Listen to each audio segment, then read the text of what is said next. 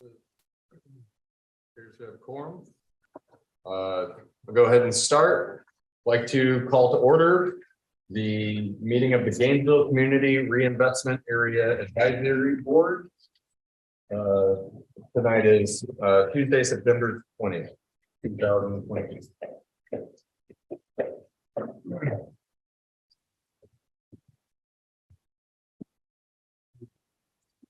I see that we have an agenda statement. I just want to go ahead and read that out just so that everybody's on the same page since it's on here. The agenda statement: the city of Gainesville encourages civil public speech. Disruptive behavior is not permitted during city commission meetings. Do not bring food, drinks, props, signs, posters, or similar materials into the auditorium. Cheering and applause are only permitted during the proclamation / special recognition portion of the meeting. Yeah, it's. No, it's on there. She's hiding her trick. Yeah. Yeah.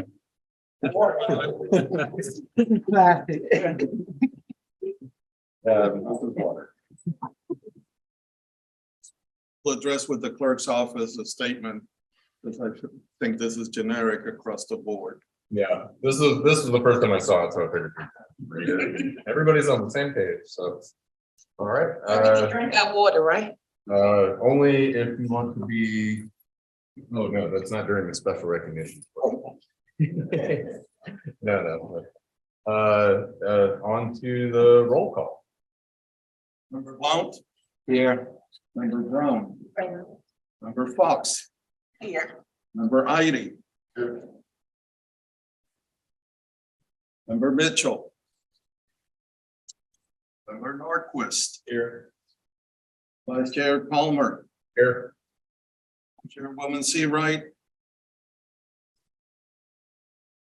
That's 6 present. We have a quorum.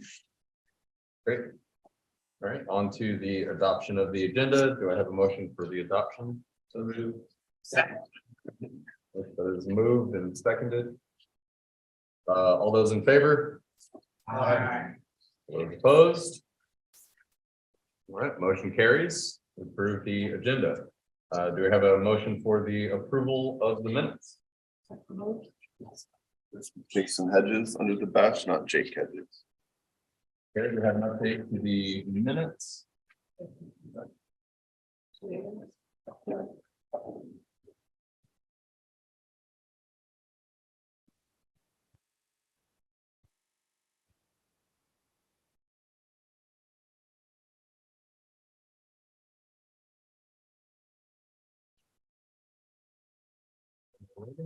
Do you have any other additions to the agenda or to the minutes?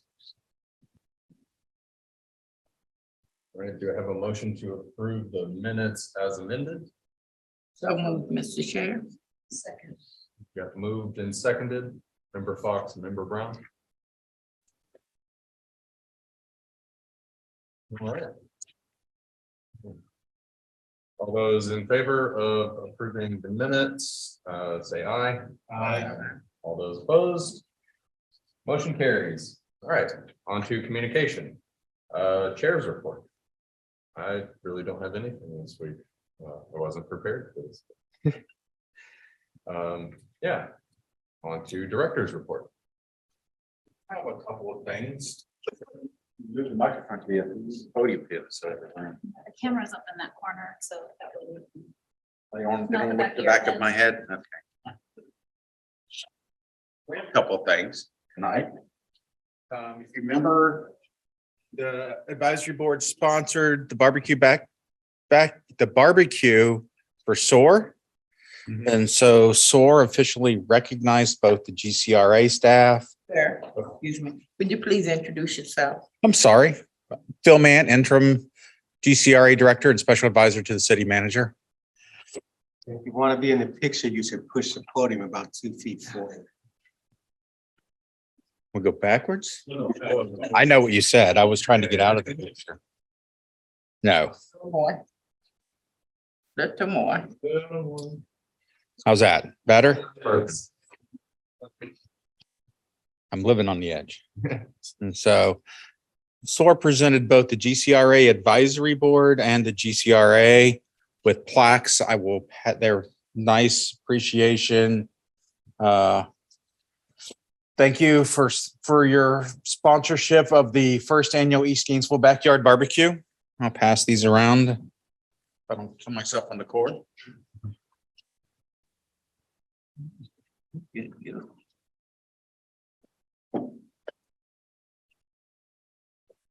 And then I believe these are pictures from that event, right? So here's a collection of photographs from that event. Participation that was well attended.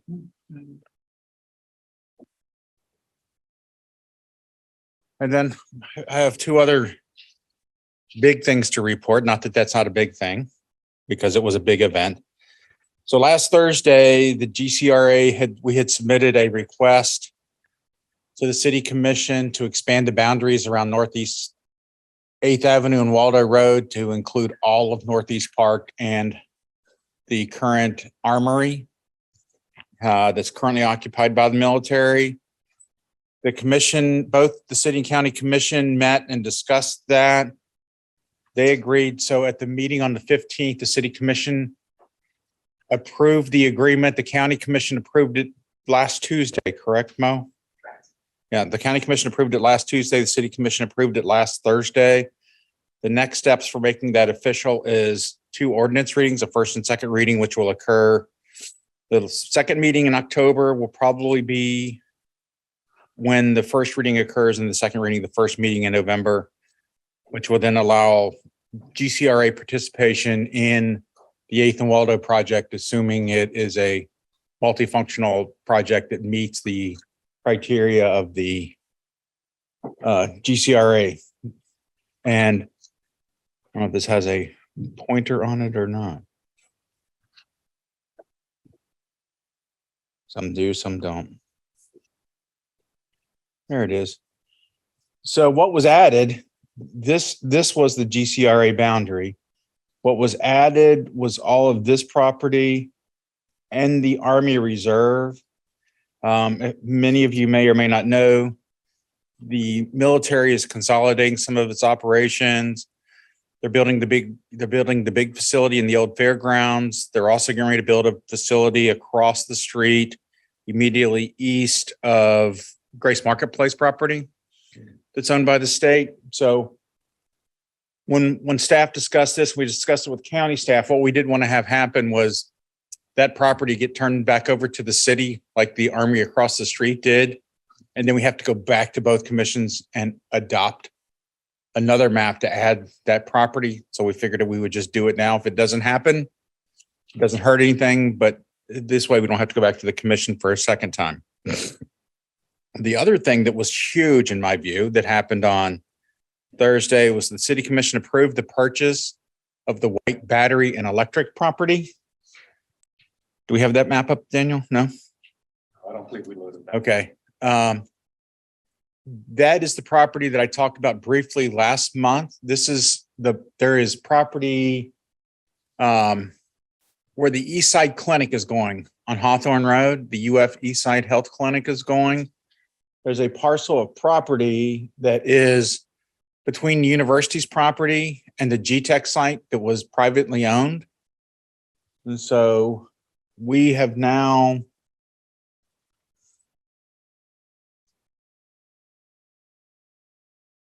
so this is the Has to get here back.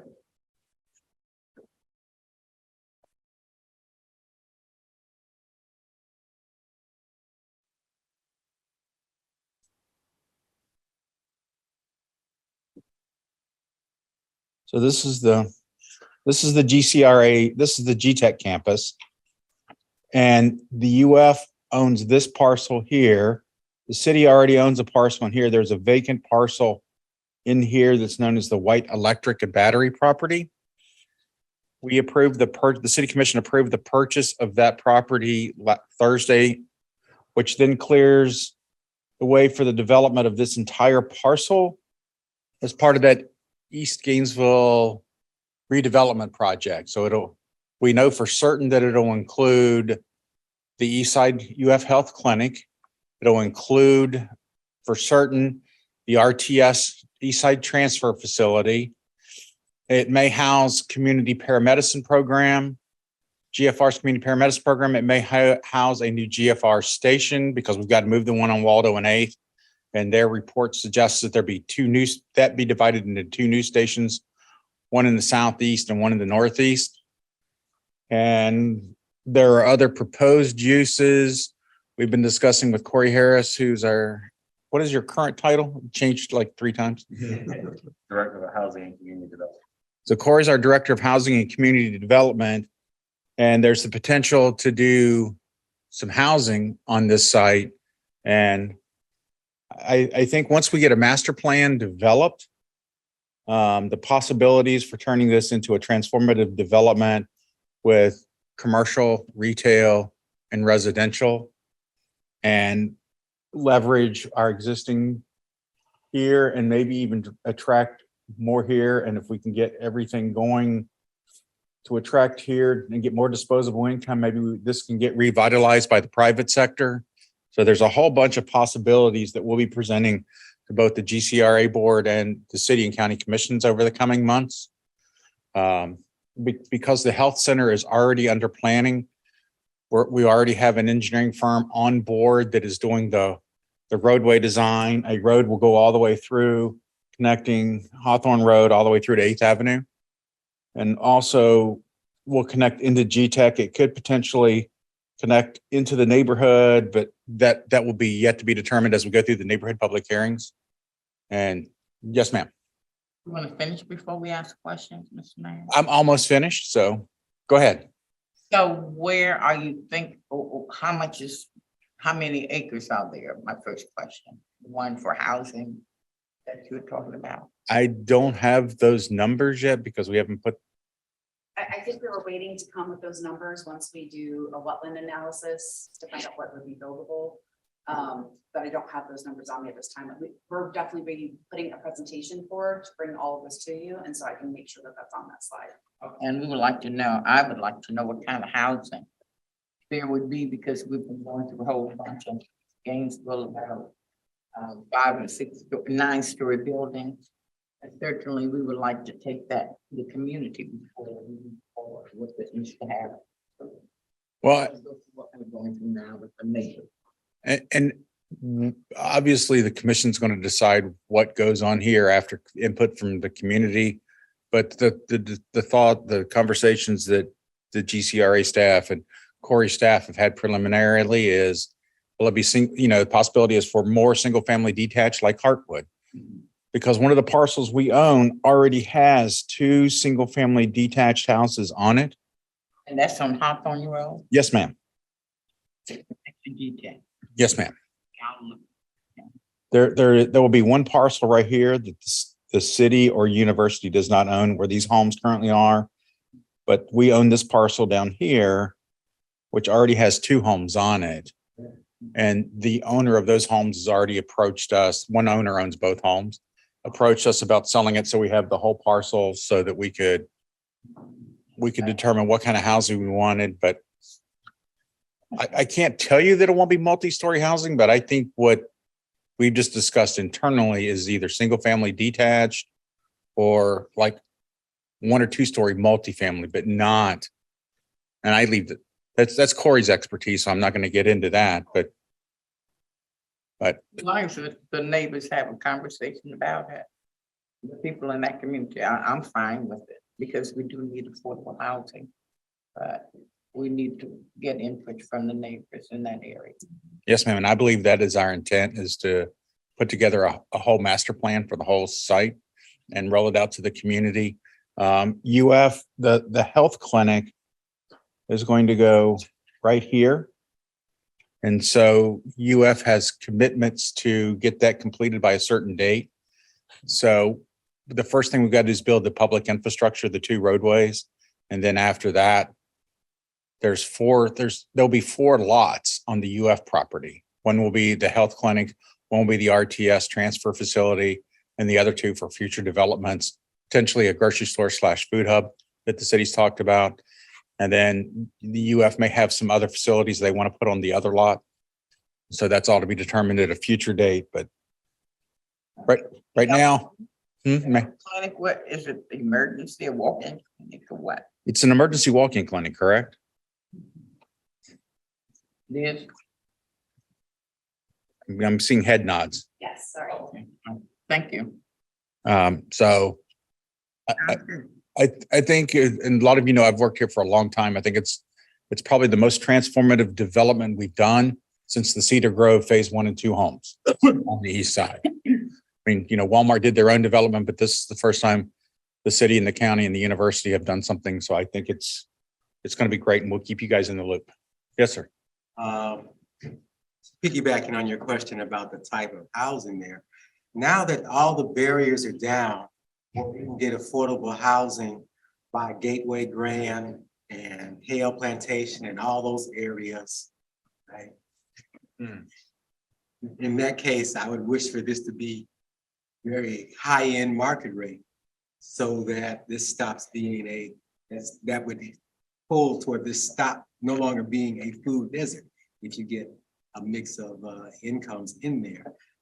It's unfortunate that the Southeast has been where all affordable housing goes, and so putting market rent means you're crowding out affordable housing. So once that first remark I made becomes truth instead of fantasy, then it would be great to have high-end housing.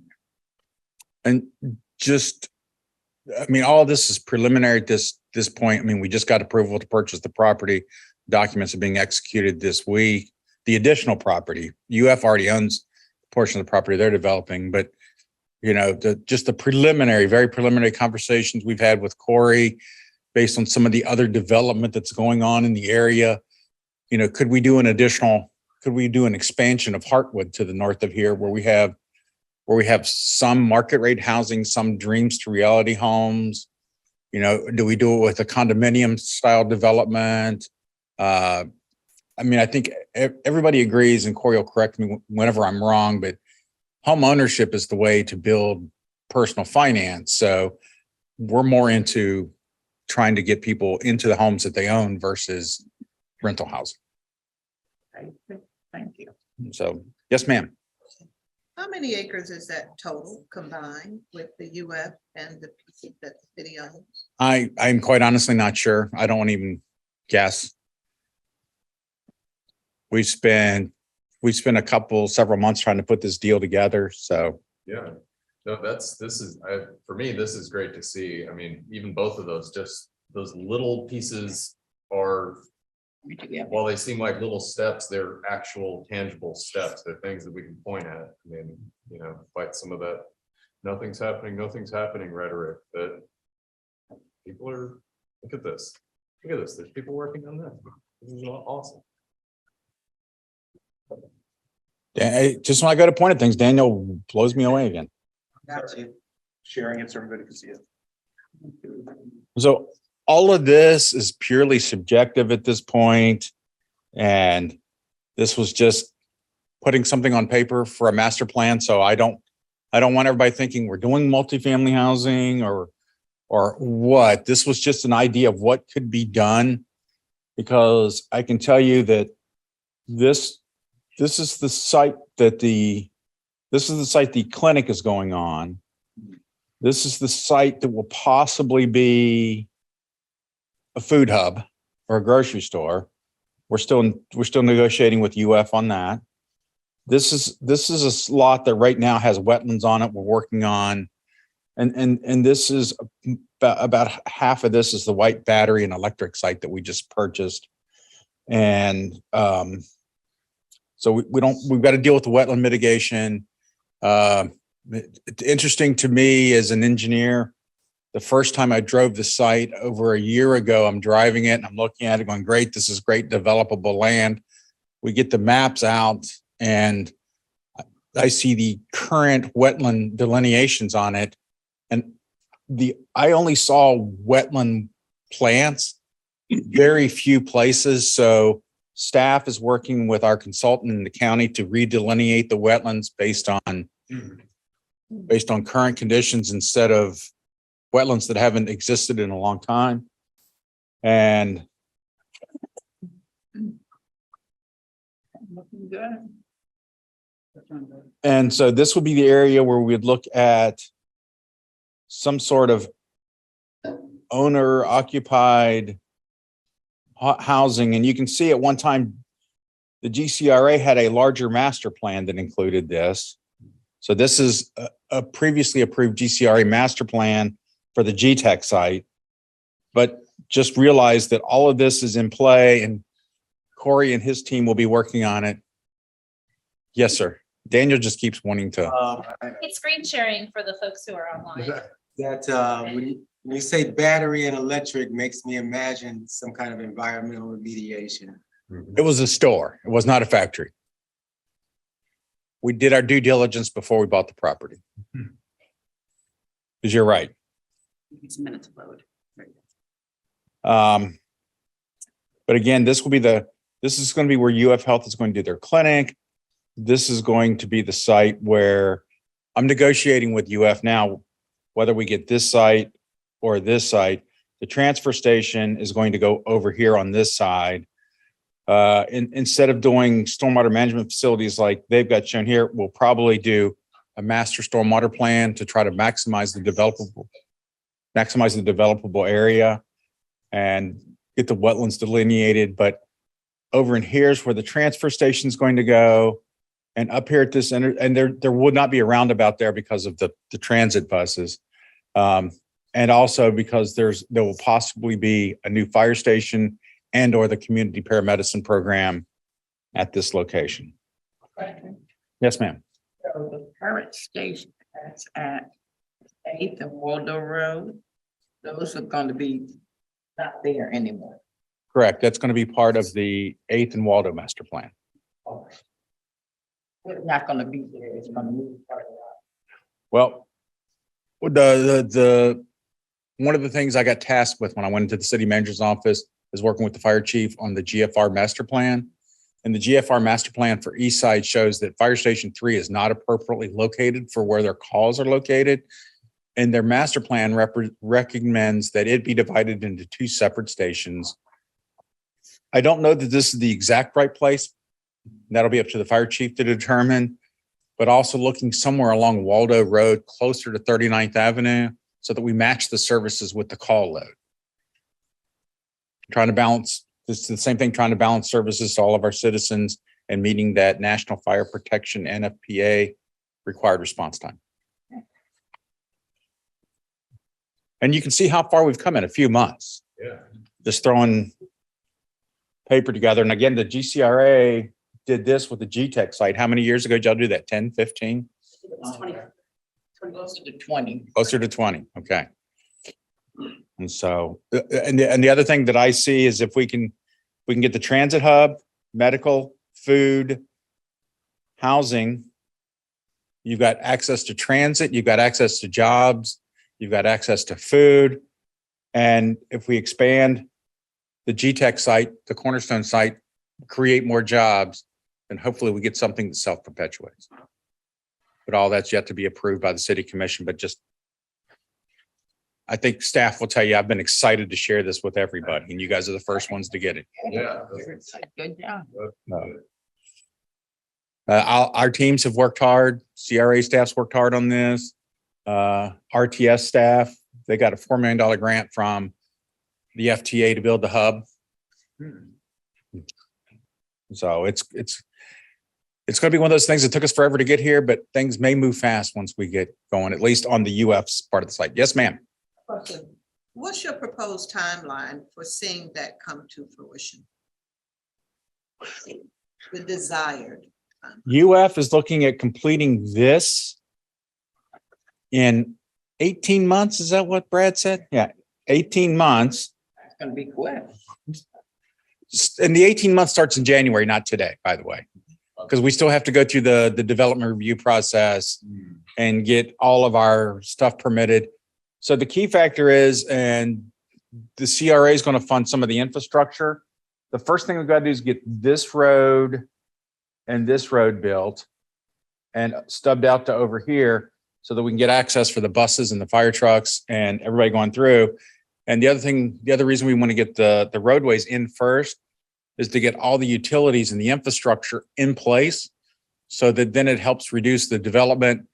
You know, one of the hindrances to not just housing, but to affordable housing, not just housing, is the developers having to pay for all the infrastructure. So as much as the infrastructure as we can put in for the housing piece, whether it's single family detached homes or condominiums, cuts the construction costs of those down. Yes, sir.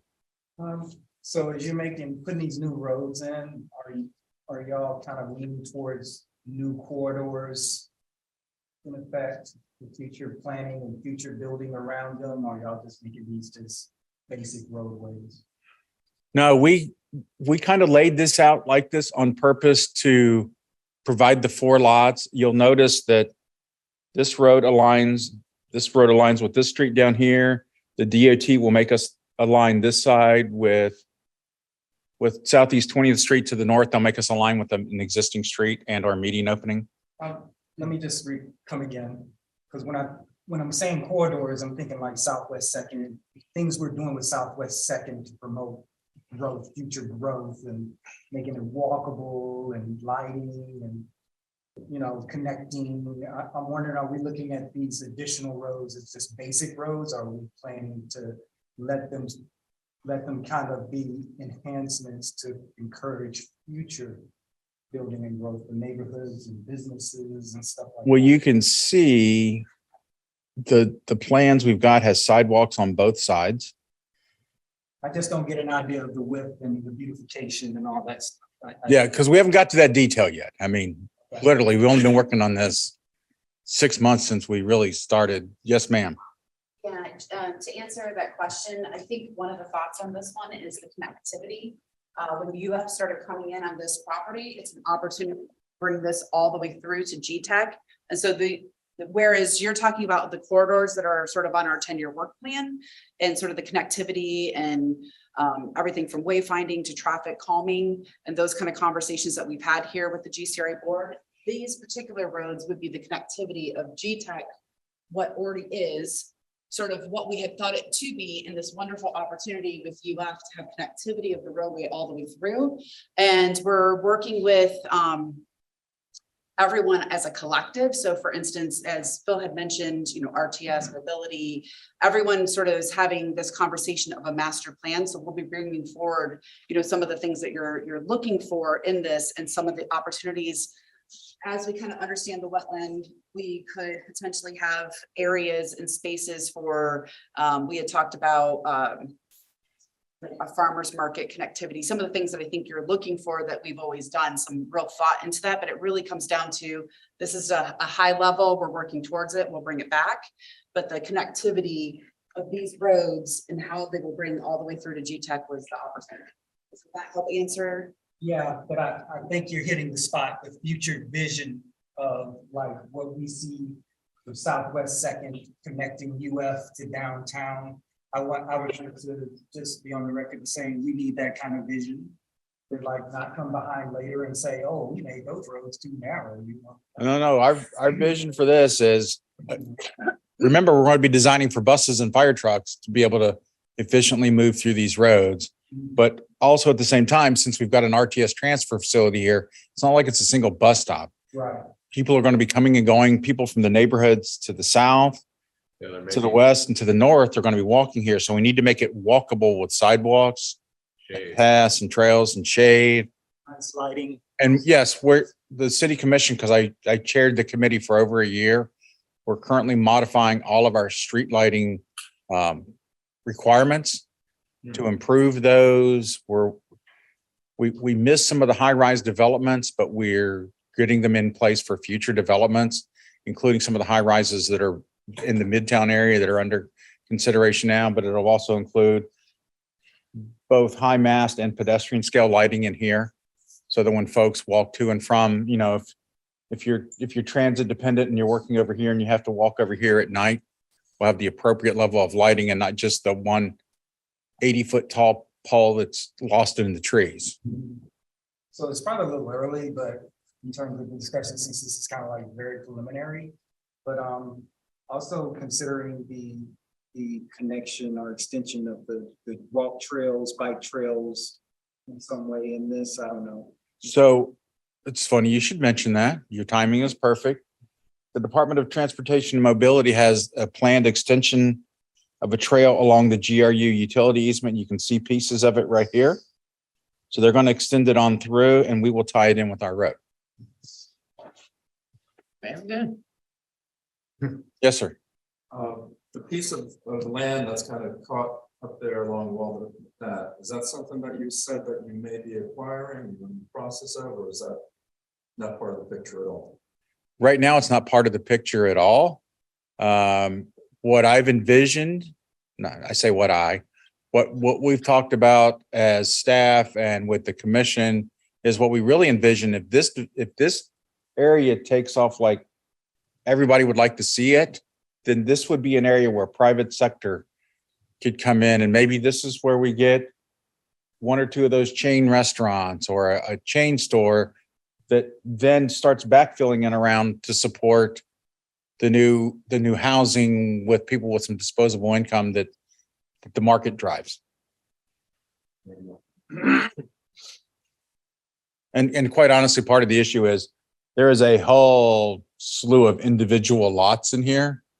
It would be time consuming for us to try to acquire them. And it would probably be one of those deals that is, if we tried to acquire them, people would figure out that the city's trying to buy these up. I'm going to ask for all this money. Whereas this was one piece that UF bought.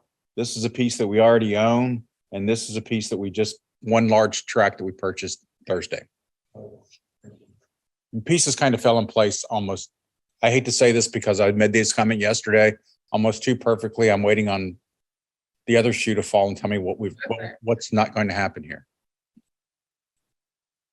Any other questions? Thank you for a wonderful report. Yeah. Man. We'll keep you guys up to date. We'll keep the board up to date. We'll try to get these updates to you before we go to the commission. But as you can see, some of the stuff's moving really fast. I told you at the last board meeting that we were looking at purchasing the property. The family that owned the property was a very willing seller. The Hawkins family, they were a willing seller. We reached an agreement right off the bat. Did the documentation. All this happened since the last GCRA board meeting. So, Mr. Chairman, I turn it back over to you. Yeah, thank you very much. Do we have a staff report? Yes, sir, we do. Follow that. Yeah. Exactly. I can. Difficult act to follow. Good evening, David Roquet, Project Manager and your staff liaison for the GCRA Board. I just have a couple notes to share with you, not as interesting and challenging as our directors. As you may have seen, when I emailed you last week, the new agenda packet, you found like a 60-page document before you. In the past, all the backup was via link that you would click on and would give you access to that. That is no longer, or at least for the time being, until perhaps I figure how to continue to learn how to use this new program, eScribe. So the way that now the agenda is generated, it puts everything out just like you received it. What you have before you was a cut and paste, whereas I only printed the actual agenda and omitted the backup since you had already, I have had an opportunity to see it.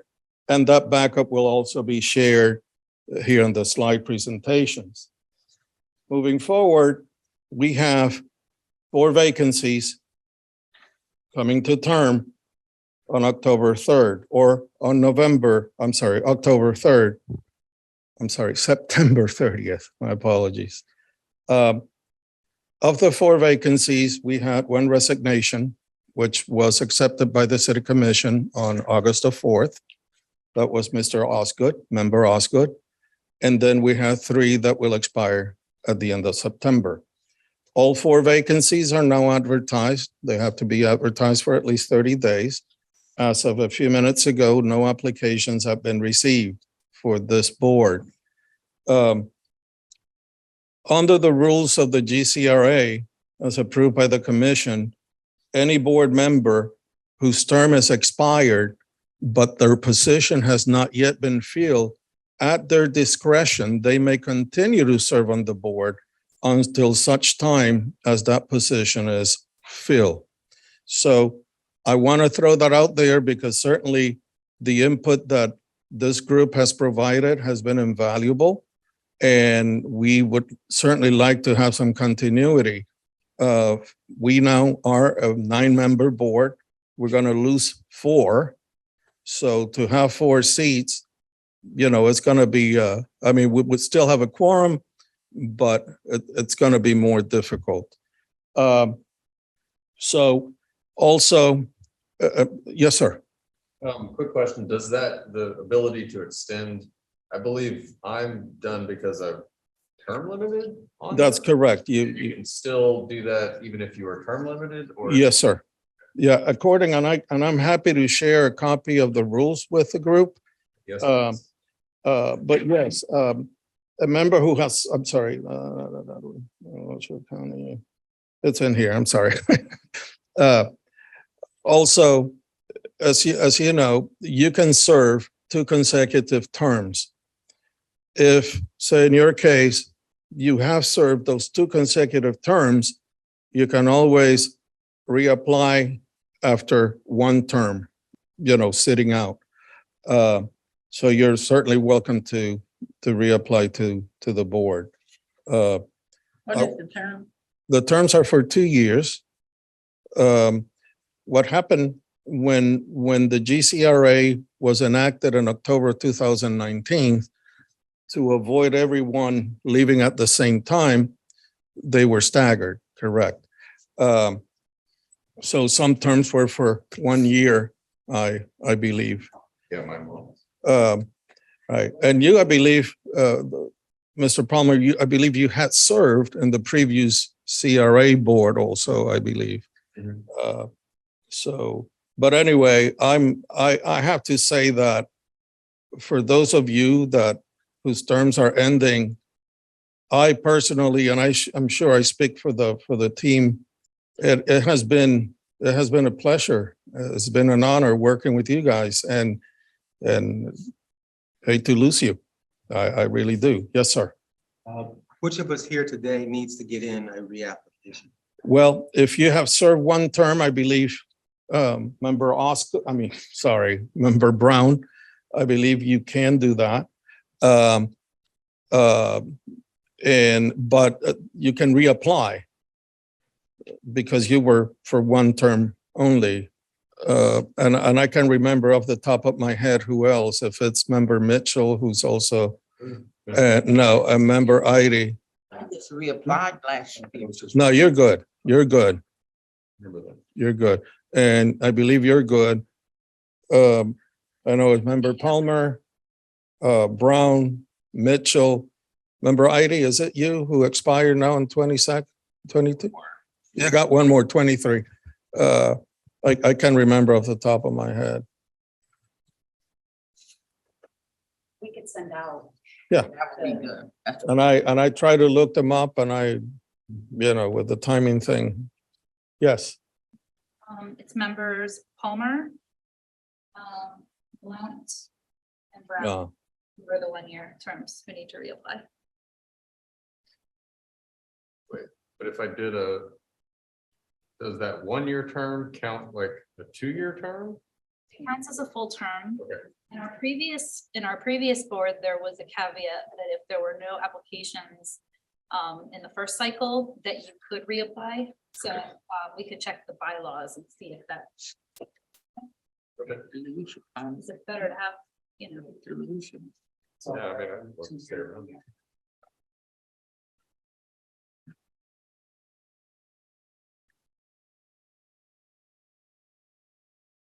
Any other questions? Thank you.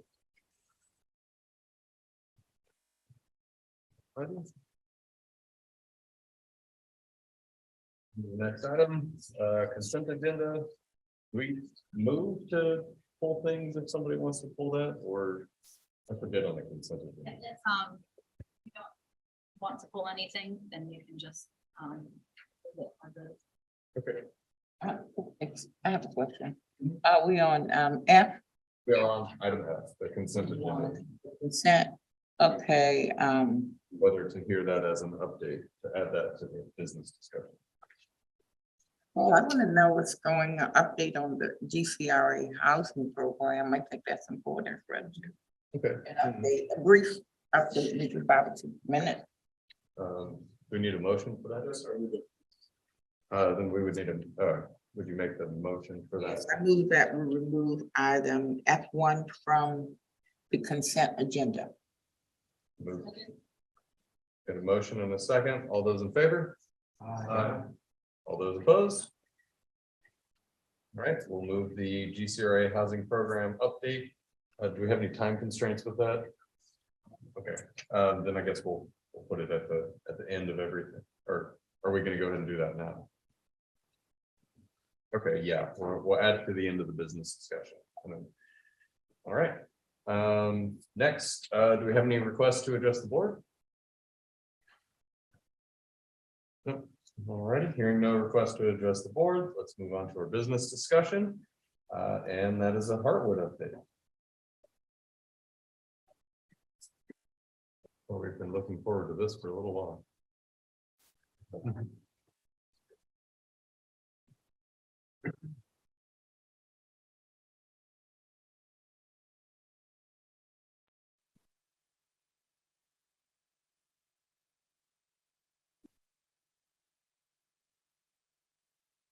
My notes are gone. Did somebody grab a stack of oh, Here's mine. I know I didn't. all right. Good evening, everyone. I'm Tricia Lopez, GCRA staff. We're very excited to bring you an update on Heartwood. We've made a lot of progress over the past few months, actual tangible progress that you can see when you drive by.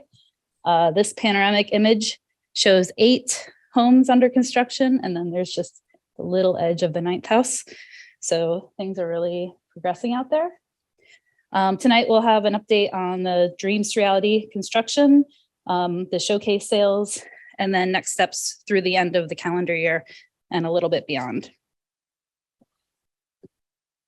So if you drive through Heartwood, the 11 homes that are under construction are the 11 Dreams to Reality homes.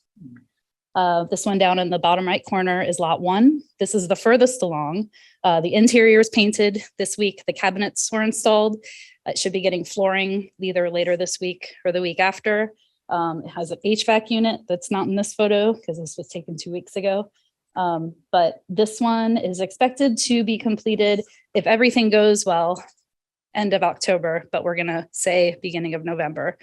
The homes that are the furthest behind they've all reached dry-in, so they have exterior doors. They're currently getting the interior trades, so they have HVAC. They're getting electric wiring next week and plumbing this week. So they're all coming along. So for the construction contracts, just a quick update. There is a separate construction contract for each home. These are the cost plus model. So the builders are being reimbursed for cost plus 18% profit and overhead and profit. We recently had to amend their contracts because originally they had to complete construction within 9 months of executing the contract, but because we had hit so many delays with permitting, we had to push it back a few months. So this will give you an idea of when we expect them to be completed, though, because the contracts will now expire starting December 1st, and then the latest one expires January 30th. And then timeline-wise, the closing needs to take place within 30 days of the occupants, their certificate of occupancy. So if the house finishes at the end of November, then we need to close by the end of December. That all said, we expect the first closing, we're hoping for the end of November, and then there will be a few in December, a few in January, and then the last few in February. And that's our timeline for completing those homes, which is really exciting. The home buyers, they get regular updates. They're all super excited. They just want to get into the homes, which I'm with them on that. Yeah. All the dream, Mr. Chair, Uh, have all the dream homes been sold? Mhm. Yep, those, the 11 buyers were all chosen last July. And it's the same 11 buyers right now. And what is the cost for the dream home buyers choose something? I don't have those numbers in front of me, but I can tell you what the listing prices are. Okay, thank you. Yeah, but they were all approved at a listing price, and that's what the listing price will be. That price will not change. So for the showcase homes, we have a total of 15 homes pending contract. That includes the 11 Dreams to Reality. And then the other 4 are showcase. 2 of the showcase homes, we had closings at the end of August. The 3rd showcase closing is scheduled for this Thursday. And then the 4th one will probably be sometime in October. And we're going to start ramping up the marketing again, because at this point, the builders will be finishing up the Dreams to Reality, so they'll have the capacity to take on like 5 or 6 homes a piece. So we want to keep the builders there on site. We have the 3 lots that were reserved for the city-funded showcase homes. So the last time we brought Heartwood to you in July, we were about to seek permission to start building homes. We're starting on lots 31 and 33. And those contracts are currently in procurement. So we hope to get that permitting started in the next month or 2, and those homes under construction. And then lot 5 is the one with the large tree, and that one will start. That will be phase 2 of the city-funded showcase homes. Thank you. And I think I just said all of this. So we are having a Heartwood sales event Saturday, October 22nd. That'll be from 11 a.m. to 3 p.m. All the realtors and friends, bring your friends. That will be similar to the drive-through event that we had last, I believe it was in July, but we're going to do a little less encouraging people to drive through, just because it's an active construction site. But we will be inviting people to visit the model home and walk the neighborhood. And then the nice thing is that now we have homes under construction. About half of them, actually more than half of them, are painted. So as far as showing people what's available, you can say like, these are the colors that are available. These are the stucco colors and the exterior paint colors. And it's really like a giant showroom. It's nice. I have a question. What does that mean? I thought all the homes had buyers already, but they don't. The 11 Dreams to Reality. The others don't. And then 4 of the market rate or showcase. Only 4, and they're 34. 34. So we have 15 lots currently available. And then there's the model home, and then 3 lots that are reserved for the city-funded showcase homes, the homes that we're building. And those homes, we will sell them once they're completed. On the 22nd, that's 11 to what? 3 p.m. Could you send out a reminder to us, just, maybe a day or 2 before as well? I think that'll be super helpful. I could send you an Outlook invite, a calendar invite. yeah, that would be good. That's better. Okay. Okay, so next steps, we are midway through November. So we have our 3rd showcase closing this month. And then we're hoping that the 2 showcase homes that closed in August, those are in site planning. And we're hoping to get those permit applications in soon. Next month, we're hoping to have our 4th showcase closing. We're hoping to start construction on the 2 that closed in August, and possibly the 2, showcase home. Oh, yeah. And that also includes the 2 city-funded showcase. We also have the construction celebration event. We are still trying to find a date for the construction celebration event. The Heartwood sales event, that's October 22nd. We're also planning on having like a beam signing or some sort of like celebratory event where the neighbors can come out and meet each other as well. So that's the one that we're still trying to find a date for. Then we're also working on the design for the model that will go on lot 5. So that's the one with the large tree that we're saving.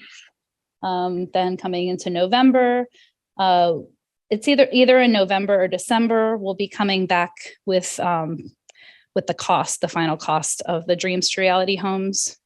Because as I said, with the cost plus, we won't know the actual cost to build the homes until the builders have received all of their invoices.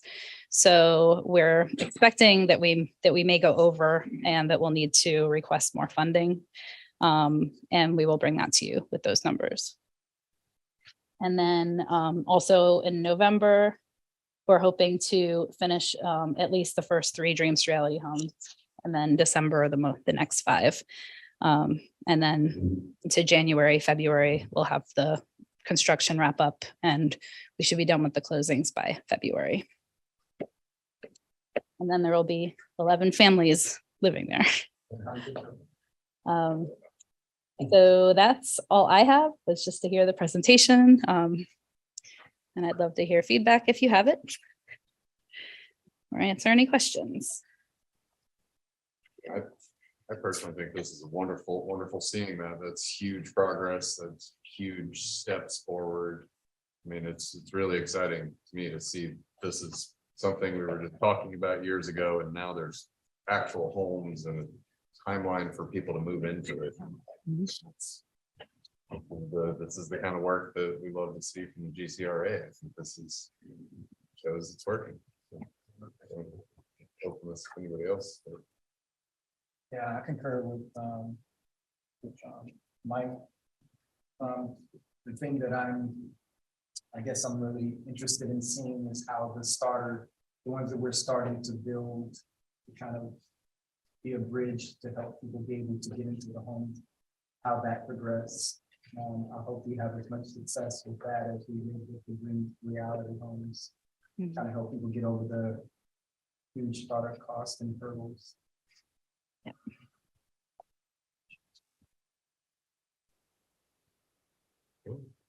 Well, I think seeing no other questions, thank you very much. We appreciate the update. All right, moving on to the next item, business improvement grant, FY22 update and modification.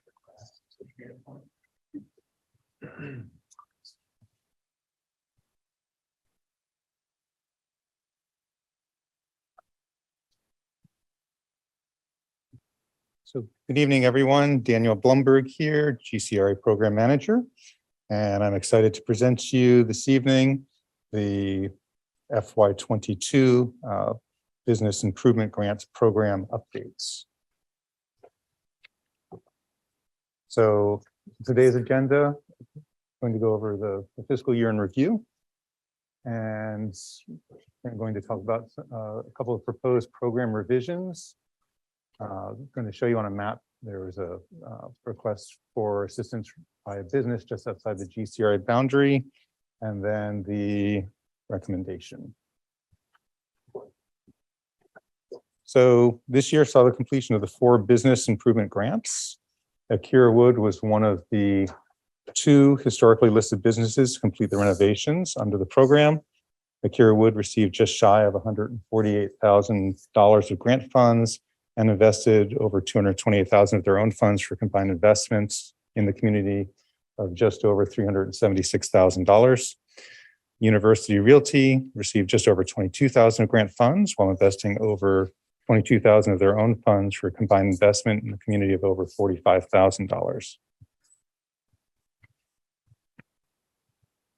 New Horizons LLC, where Harry's is located on the ground floor, received $30,000 of grant funds while investing over $67,000 of their own funds for a combined investment of over $97,000. And then Historic Masonic Gainesville completed December 16th, and they received $85,000 of grant funds while investing well over $86,000 of funds for a combined total of over $172,000. They did significantly more work there on that building that's not counted in these totals. They added an ADA elevator That is not something that they could apply because that was for new construction, but they did do a significant amount of work for that building. So to sum up, the FY22, the GCRA led to a combined investment in the community of over $690,000. The GCRA had 36 contacts with businesses, of which 4 of them were located outside of the district in FY22. So those contacts are individuals, businesses reaching out, requesting information on the Business Improvement Grant Program. So this map and the colors are just representative of the old districts. All the colors are inside of our district. You can see their location for one of the companies that actually requested assistance was Continental Imports. They actually contacted about the Business Improvement Grant on September 2nd of this year.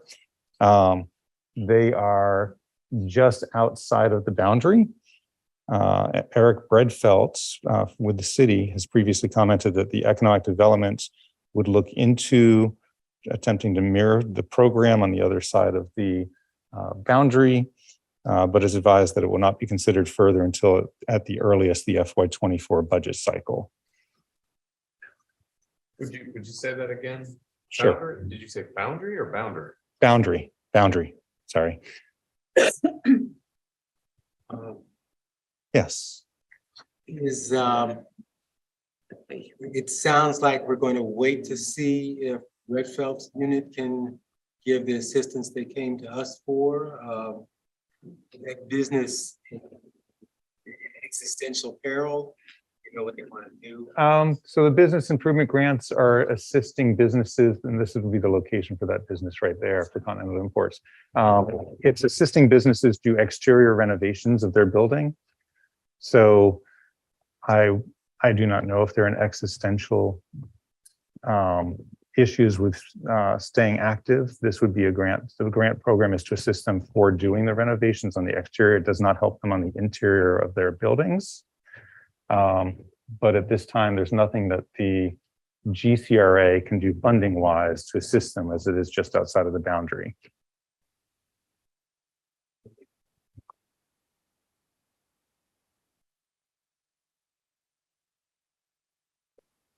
So we do have a proposed program revision. An opportunity came up where the tenants of city-owned building asked to be able to improve the building through the Business Improvement Grant Program. As the program is currently written, the program does not allow for these tenants to take part in the program. These proposed revisions would allow for the tenants to apply for the Business Improvement Grant Program. Benefits here is that any approved improvements to the governmental building would have an external entity, being the tenant, paying the 100% of the cost of the improvement that were approved, and then they would be reimbursed as per the program, 50% of the approved improvements funds. The improvements would remain with the building even if the tenant were to leave, because all of the improvements that are allowed have to be permanent in nature for the buildings. So you can see on this page that in order to accomplish that, and in talking to legal, this is the language that they helped craft to be able to do that. You see the current program for Section 2, Part 2. The nonprofits may apply, but any residential and governmental facilities do not qualify for this program. The proposed revision is to change the language so this program does not apply to residential facilities. This program does not apply to governmental facilities, except when private tenants leasing said building apply and otherwise qualify under this program. There's some additional corrections to the program. We're just correcting some lowercase and uppercase components. There was not a Section 12, Part 3. This is adding in this section. If the building is a city-owned building and the city decides to end the lease of the tenant without cause, the tenant will not be responsible for the prorated amount. And that's mainly because generally for the business, well, always for the Business Improvement Grant Program currently, there is an easement placed on the building. So if they leave within 5 years, there's a prorated amount they have to pay back to the GCRA for leaving. But if, in this case, if it's a city-owned building that the improvement was made on, and they're asked if their lease is going to end for the tenant without cause, they would not be responsible for that prorated amount.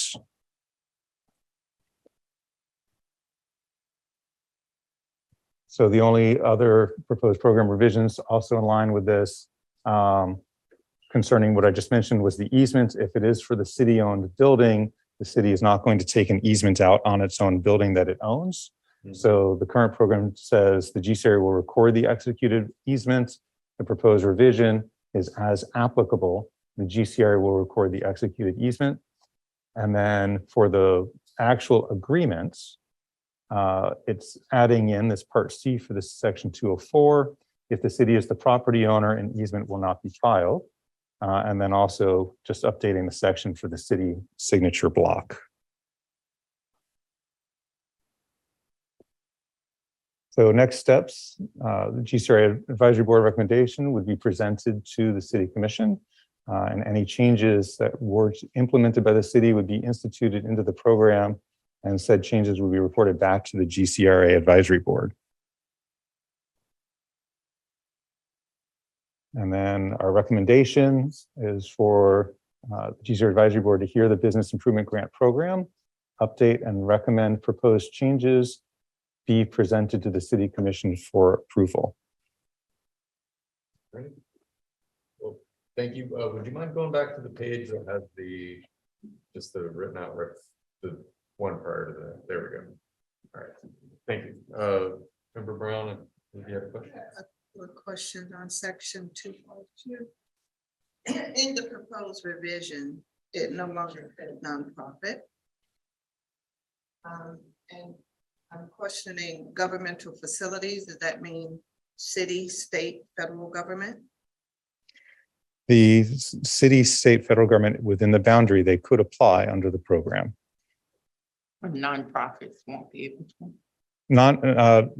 The language under the current program is nonprofits may apply. So there's nothing that prevents in the proposed revision nonprofits from applying. So nonprofits can still apply. But this allows the tenant who's leasing a city's facility to apply for the funding That is correct. through the city's or state or a federal government's building. So this program does not apply to governmental facilities except when private tenants leasing said building apply and otherwise qualify under this program. So if it was a state building, as an example, and they are leasing space in that building to private enterprises, the private enterprise could apply for grant funds for renovation. They would still, per the program, the owner of the building must approve. So they would have to have approval from the states in order to be able to apply. Just as right now, if somebody is leasing a building, space in a building, and they want to apply, right now they can, for a business to business lease, they can put in an application. They must have the owner's consent. So that component would stay the same. They would have to have the controlling interests consent to be able to put in that application. It's my question, my concern here is funds from this program to rehab or provide benefit to the federal government's property. And Mo, if you'd like to comment. So, Member Brown, and one of the things when we came across is that the city has tenants who, run restaurants and have opportunities, and they would like to actually use this program or a program to improve their businesses, and we're hindering them because they're renting that space from the city. And so the question was proposed to legal, would this be legal? Kind of like what you're asking, are we allowed to improve upon something that happens to be that their landlord is the city? And so what the discussions that were had with legal and internal staff was, how do we allow private tenants to improve upon their businesses, and just because the city is a landlord, not hinder them. And so the conversation with legal is that based on our GCRA ordinance and the information that was in there, that this should not be a hindrance to that private tenant that is actually leasing from the city. And so this is a way to propose a revision that would allow that person that is renting a space and running a business to improve upon their business. Technically, yes, it could improve the exterior of a city-owned building, but that would also most likely, we don't have that many places that we lease. So the next person that could go in and lease it in the future would also reap that benefit. So we felt that that would be a reasonable proposed program revision that would help support that small business owner. So I hope that helps answer the question. Right, but ultimately, these renovations are typically to the structure, correct? Yes. Yes, they are, because they must be permanent renovations for the building. I guess, These are ultimate benefit to the owner. yeah, I guess my question would be, I mean, are there, one of the areas that I believe Member Brown touched on was if it was, let me ask, is there a situation where there is a state-owned building that the city operates as the landlord that may have a tenant? Because the idea, and the reason being, it seems like it's, when it says government facilities, if we're talking, or does that extend to state and federal properties? If that makes sense. And so I understand that you would need to get the approval of the state to be able to make those sorts of changes, but I'm wondering if, we should explicitly exclude things that are non-city of Gainesville owned. Because I Well, personally, it would be in the GCRA boundary, so it's not like it would be anywhere in the city, and in those boundaries. And we can bring this back by all means to legal and say, hey, this was a concern, and make sure that we're not opening it up too far. yeah, But we did have those discussions in depth before bringing it forward, but I think I hear the concern, and I think it's something that we could just fact check one more time. If I, Maybe it could say city facilities or something that's a little bit more specific is what I'm hearing. Member Norfolk? I just have a question about the total budget for this program in 2022, and then what the proposed budget is for 2023. And out of those budget, how much was actually spent out of those budgets? so the total budget, and this is my going from memory, for 2022 is $350,000 for this. For 22 or for 23, the proposed budgets that there will be another reading on this Thursday for the entire city budget to finalize was $340,000 for this program. Let me go back to here. So fiscal year in review, the public investment for FY22 was $285,157. And that led to an additional investment from the private community, private businesses of just over $400,000. The reason that I asked that question, I'm just concerned that if the city ends up benefiting, whether or not it's the state or the city benefits, is that a possible opportunity that a private entity then is not able to take advantage of this funding that's available? So my concern would be that maybe there's another city fund that could actually fund what you're describing. My concern would be that there's a private entity out there that's trying to take advantage of this program and won't be able to because there's not enough budget left over. So that's one of the concerns that I would have related to the changes in the language. So You mind if I ask a question back? sure. In this situation, I believe a private entity will be the lessee. I understand that. So But the building is owned, the improvement is happening on a city building. Mhm. So to me, there could be other funding that, there could be a program that could be developed to help those tenants in a different way rather than taking CRA money. That's my point. That's my concern that I have related to this. I was taking money that seems like it was slated for private interest to try to take advantage of, and now we're sliding it over to the benefit of the city. So that's my concern about the change. Member Brent? Much of an issue has this been in the past by way of, tenants leasing facilities, having issues with actually moving into that space that they contracted to occupy. And when doing so, they have to determine from their own financial budget whether or not that space is acceptable based upon their current, cash flow income, in terms of making that space work for them. So to answer your question, this had not come up prior to this year.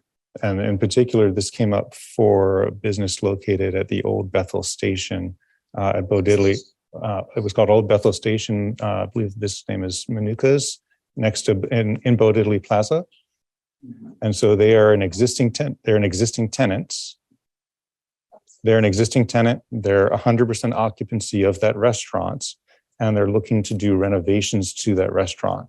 And so they, without the city's approval in the first place, they can't do any renovations because that's a building owned by the city.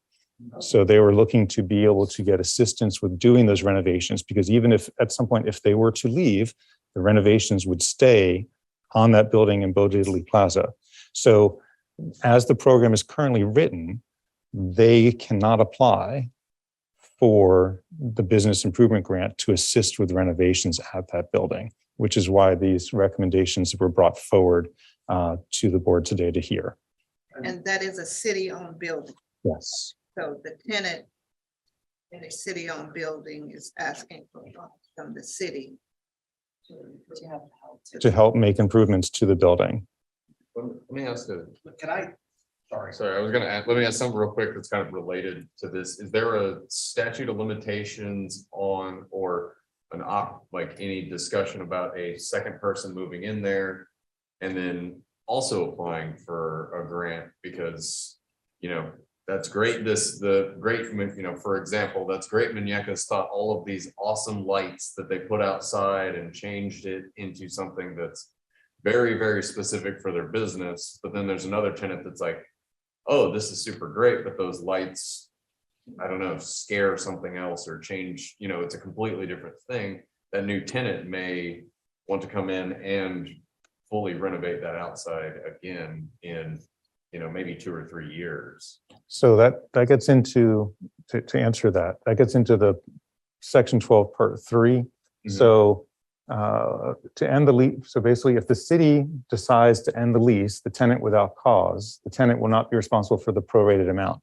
So the tenant, if Manuka's decided to leave early, they would still be responsible for the prorated amount for the improvements that were done to be reimbursed back to the city.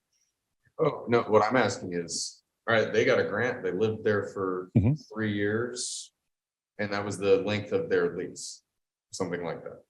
New tenant comes in, can that new tenant that came in 3 years after the fact apply for another grant to fully redo the outside of the same city building again?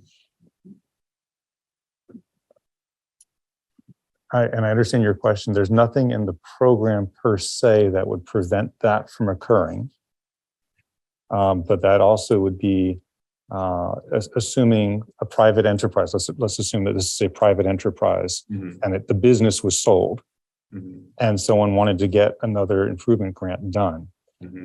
They could pay back potentially whatever was remaining on that prorated amounts, and then they could apply for the grant for that building. Okay. Oh, so you're saying, those, the length of time on the grant is what, 5? You said 5 years? It's a 5-year prorated easement on for the grants. Okay, and just to be clear, every 5 years, theoretically.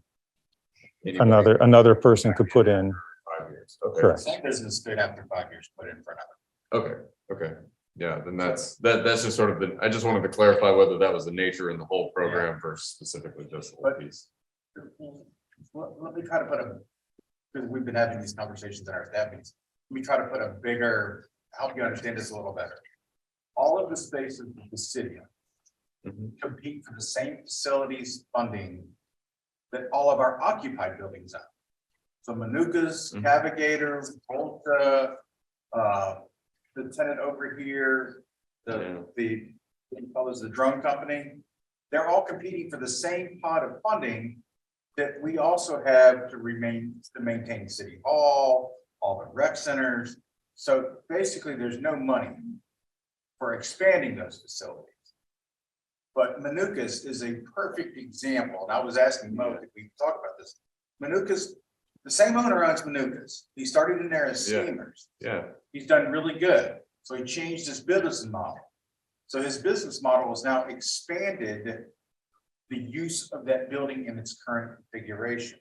So he wants to stay there because he's drawn a business. He wants to stay there. He wants to sign a long-term lease, but the city has no funds to come in and add, some sort of covering for the outdoor seating and some of the other electrical upgrades that he wants to do in the buildings.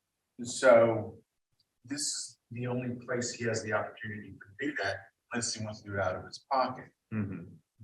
And you're correct, or remember Brown is correct on one of the comments, I think it was she that made, is that, yeah, once they go, the improvements stay there.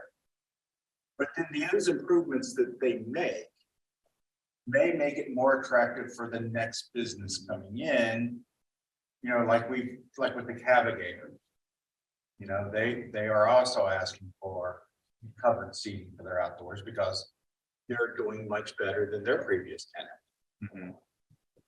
So, I mean, to me, it's one of those things that it's kind of our success biting us in the backside. Because we put in these businesses, they've done good, they've run a culture, and now they need improvements, but because they don't own them, the city does, or under the current program, they're not eligible for. Yeah, it's I don't know if that helps this conversation any at all or not, but. I would like to mention that the GCRA has 6 years left. And so these programs will be going away, per se, or the city will be expanding those that are in pilot programs that are doing really well.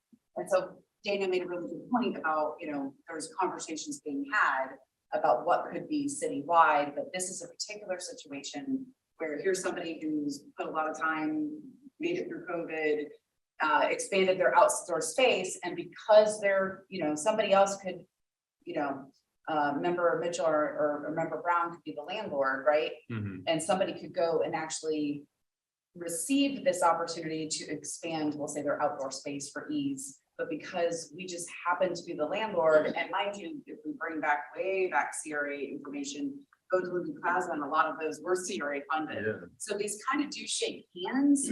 I think this is just an opportunity where it's like, wow, this could be hindering a business owner that would potentially have to look for an additional space, and at least whatever was done would be able to be benefited for years to come. And also all of those facility improvements do come through our staff. So, if there's blinding flashing lights, I don't think that would be something that we would. Yeah. Yeah. But just in case there's improvements that the next tenant.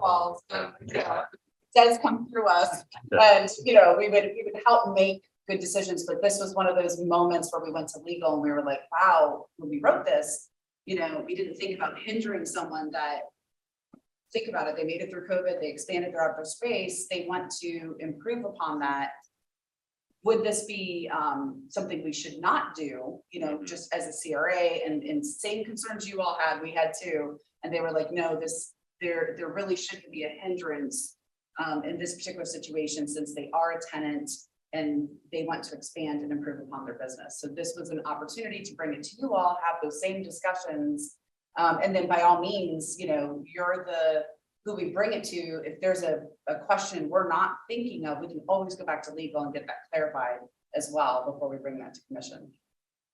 Just to follow up, so what was the original intent then? Because you did this originally, you decided, okay, we're not gonna have it insist on government building. What drove that decision, do you know?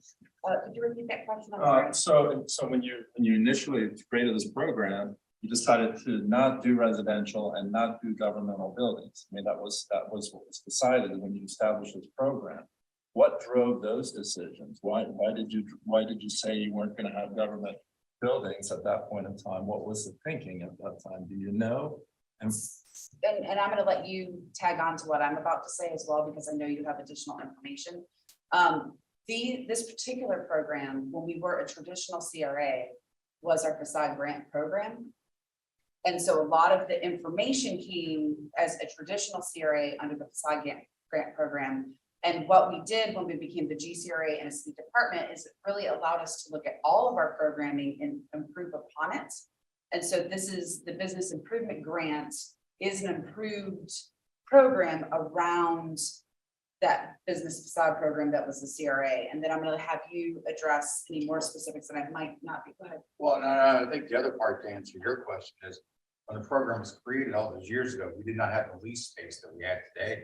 So the intent was, we're not going to give the county the side grant to upgrade the county courthouse.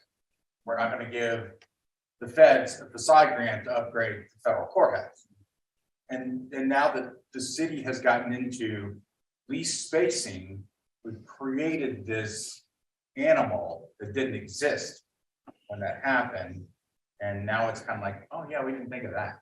And to piggyback on that, if you look at the city's leased spaces that can have private owners go in and run a business, they happen to be at CRA, most of them, I'm not saying all, happen to be on CRA buildings that we created. You know, each one of those Beautifully Plaza, those were CRA projects that allowed opportunities for someone to go in and run a business. And so I hope that answered your question. No, it does. Okay.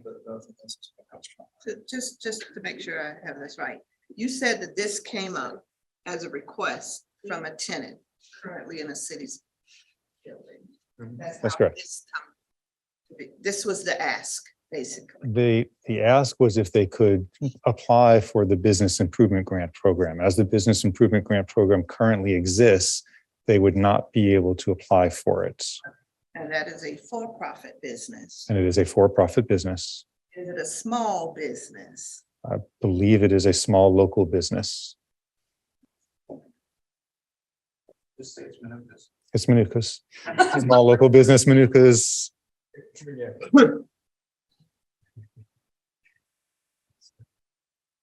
This is totally different. So you also discussed the fact that there are some properties that are not within the CRA that are located outside. And I didn't quite understand where we stood with respect to that. Is that something that you're also looking for approval for as part of this? No, for that, I'm going to go back to the map real quick on that.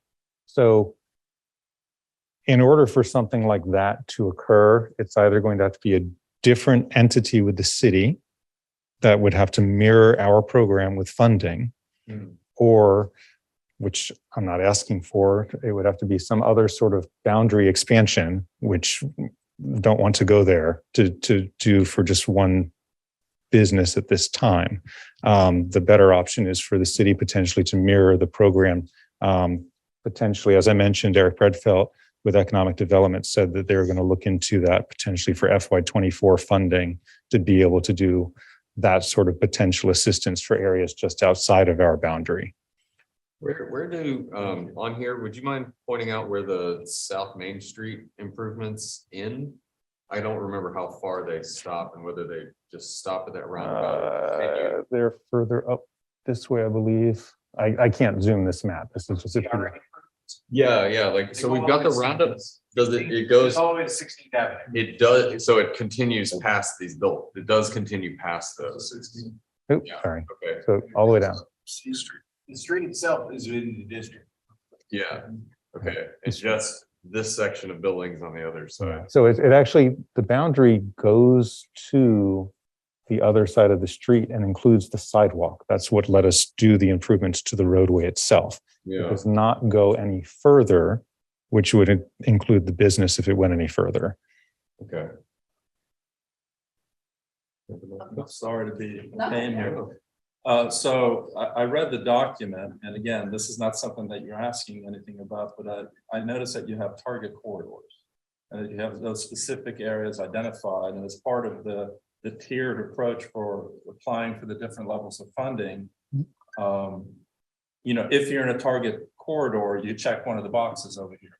So my question is has that been a hindrance for anybody, and why are there target corridors? Because it seems to me, for instance, Northwest Eighth Avenue, why is that not a target corridor, or even Northwest Fifth Avenue? And Main Street, those don't seem to be targeted corridors, so I was just wondering, has it inhibited anybody from going after this money? So, Is there a reason to target a corridor? so I can answer both those questions for you. So the targeted corridors came about from our 10-year reinvestment plan with community feedback.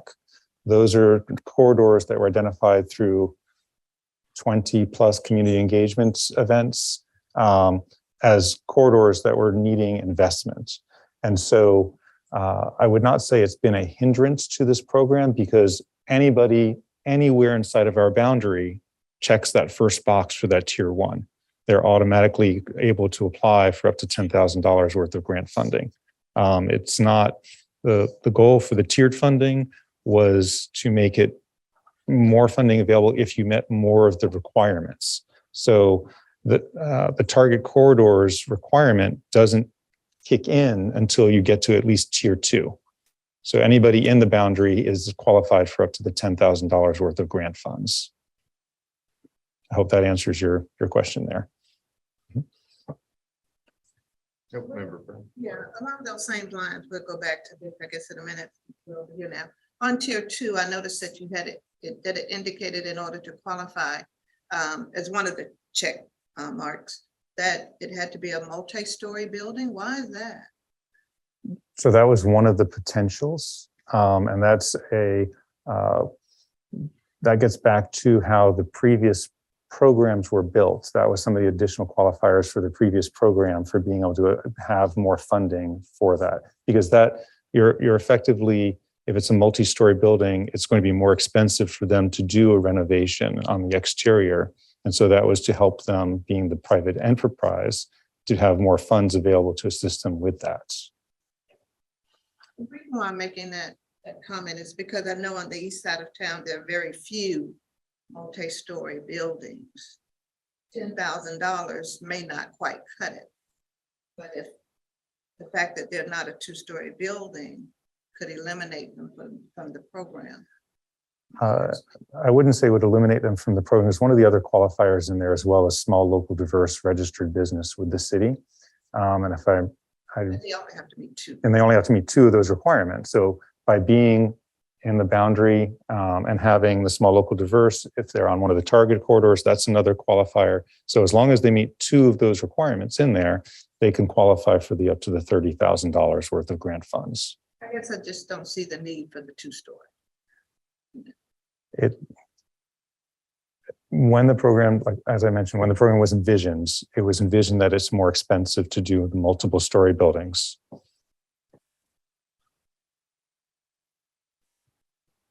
Well, seems questions have come through a little bit. What do we think about this program? And the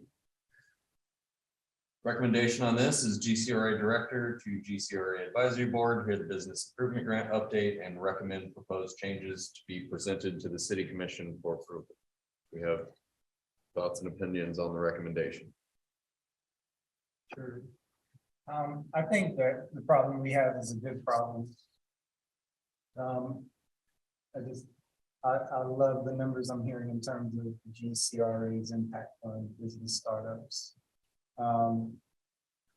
As far as the improvements, it's just the main problem to me is like when you get when that term ends and you get a new resident and they don't like the changes the improvements that were made, and what are you going to do then?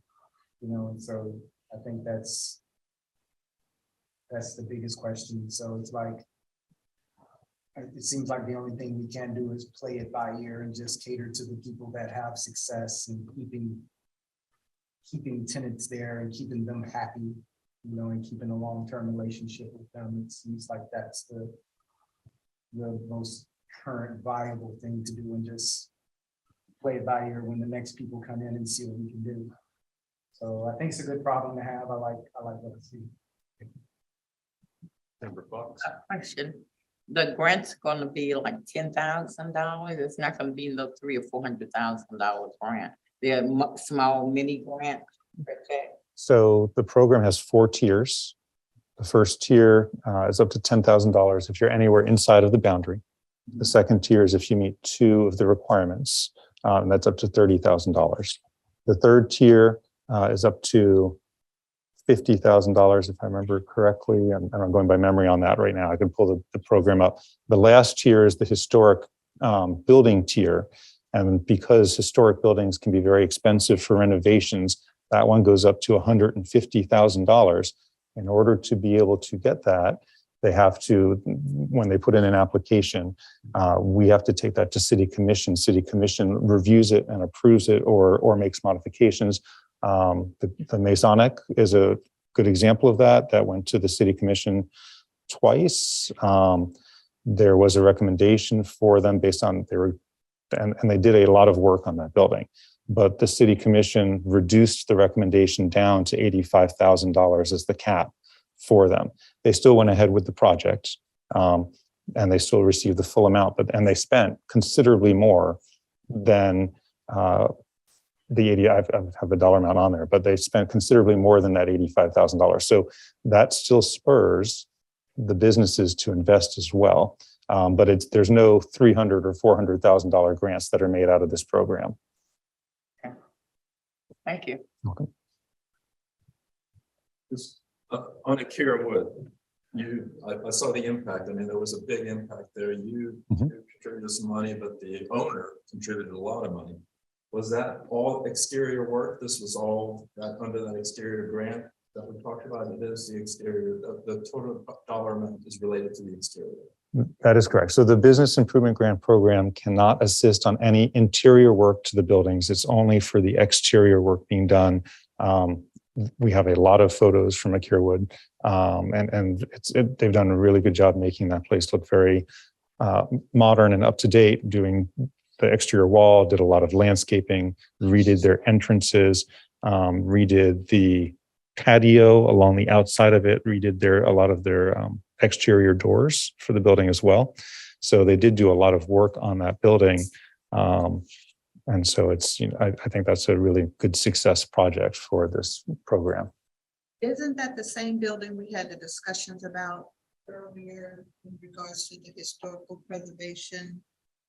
We had that. So there were 2 buildings that were both listed as historical buildings. That is Akira Wood, they're the Historic Baird Center, BAIRD, and then the Greater Masonic, or the Masonic was the other one. So those are the 2 that were historic requests. Both of those went to City Commission for approval. Coming before the board, and we made there was some requests for modifications to the program at that time that would have aided this particular entity with their rehab of that building at that time. And I believe we rejected that here. I believe that I'd have to go back to look at my notes to confirm that one. Okay, so this is, okay. All right. I move that we accept staff recommendations. We have a second. First, we have a motion and a second to approve the recommendations as presented. All those, since we have a second, I'll move to vote. All those in favor? Aye. All those opposed? Aye. 1 abstention. Or, sorry, yeah. I'm only a vice chair. All right. Thank you. Yeah, thank you very much. All right, now we're on to the GCRA housing program. Good chance for us to hear and be asked a few questions.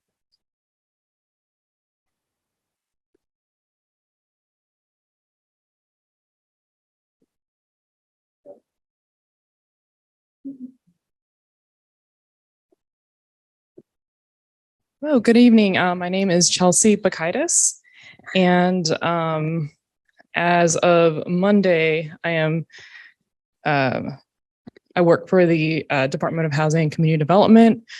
You have formerly known me as a project manager for the GCRA. So I am here to give you an update about the housing programs that we've been working on.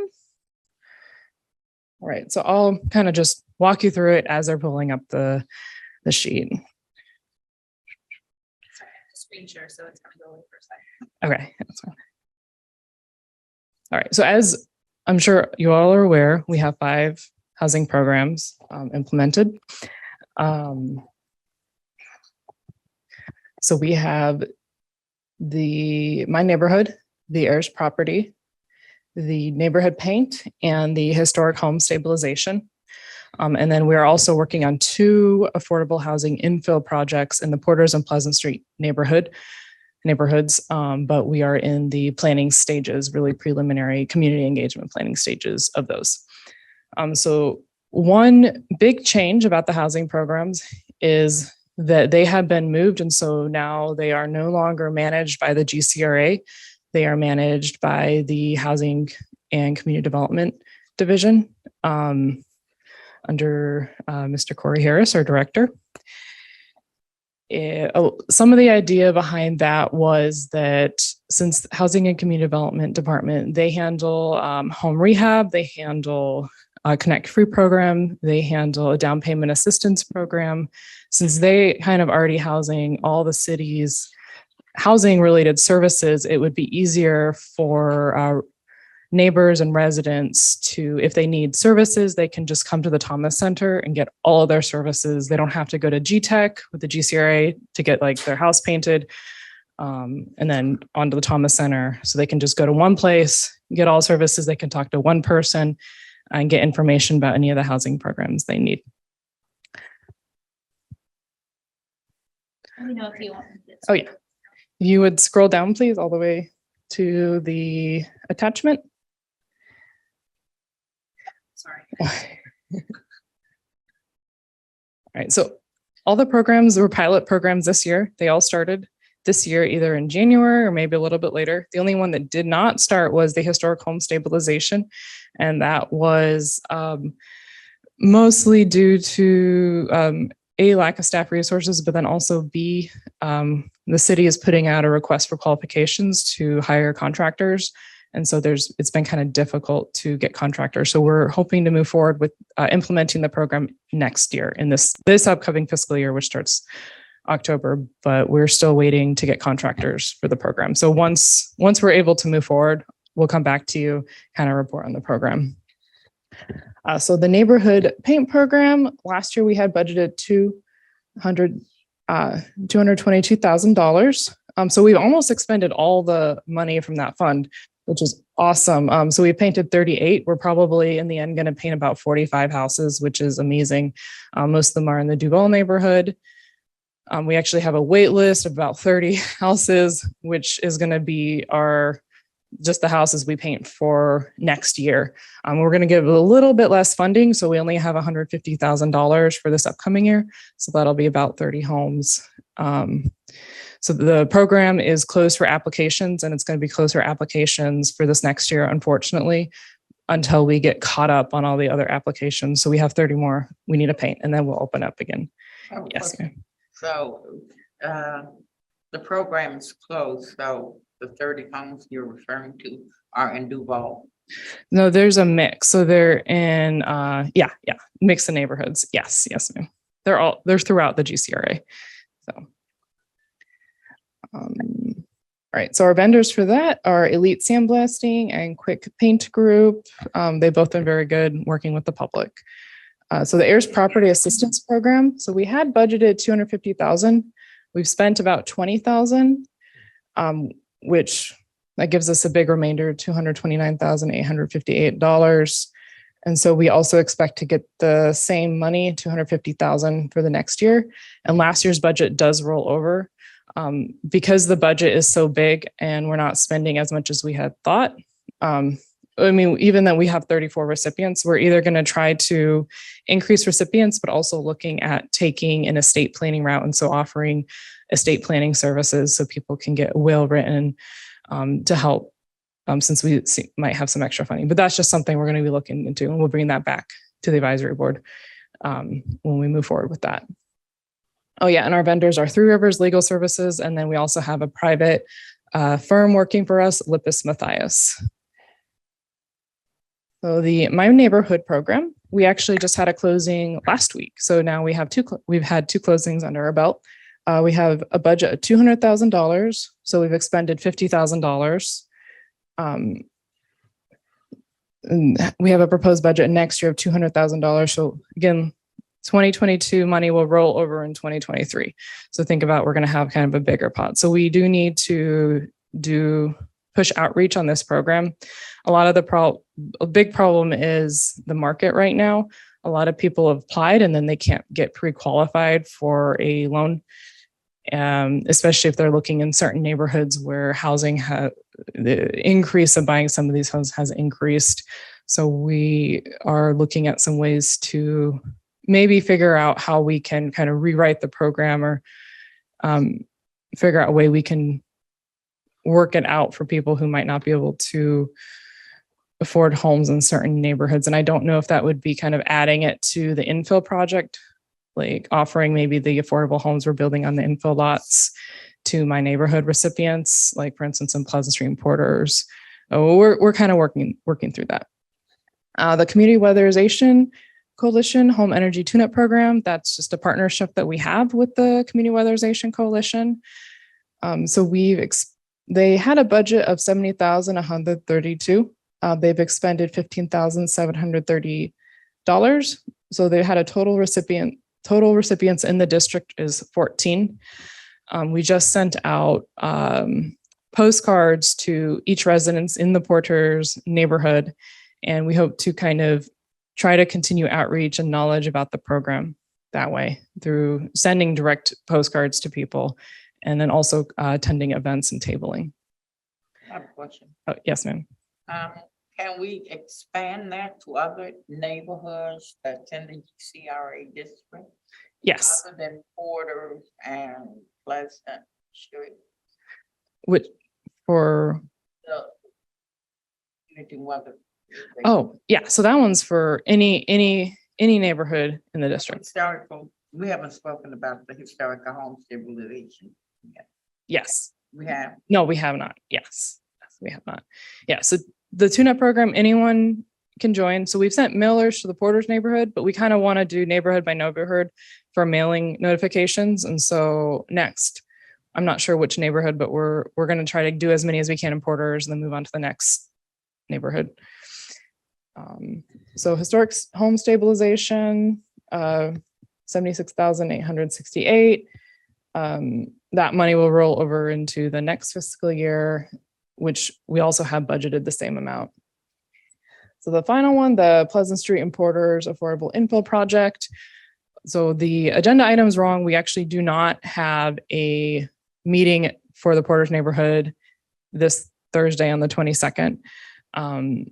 The city's budget meeting will be that day. So I encourage all of you to listen in or attend. We do have one next Thursday, the 29th, at the new Santa Fe Blount Center. And that one's going to be for the Pleasant Street neighborhood. And we're going to be showing them conceptual designs and also talk to them about what type of affordable housing do they want, kind of different affordability models. And then again, like I said, we're going to be showing them designs and site plans. So I encourage you to attend if you're interested in kind of seeing what we're proposing and also listening. We're there to also listen and hear what the neighborhood want if we got it right with the designs. We're still working with the Porters community to organize a date for their engagement meeting. We've run into a little bit of few hiccups. So we're working with them to get a date that will work for their neighborhood organization. So hopefully we can plan that by October and finish up the master site plan for the Porters neighborhood as well as the Pleasant Street neighborhood. Yes, ma'am. Why haven't we moved to Spring Hill yet? And I live in that neighborhood. And I've been asking for almost 2 years since I've been on this board about working in the Spring Hill neighborhood. We have some historical homes We have seniors who we can help. But we haven't moved into that neighborhood yet. So all the programs are available for Spring Hill residents. Any of these they can partake of. The infill is where we're actually building affordable units. So that could be a possibility. I'm not really. So we don't have a program to do renovation on old historic home. I have one in mind. And then others just need the paint and the new windows and things of that. Yeah, so we do. Yeah, so the historic home stabilization is applies to Spring Hill neighborhood.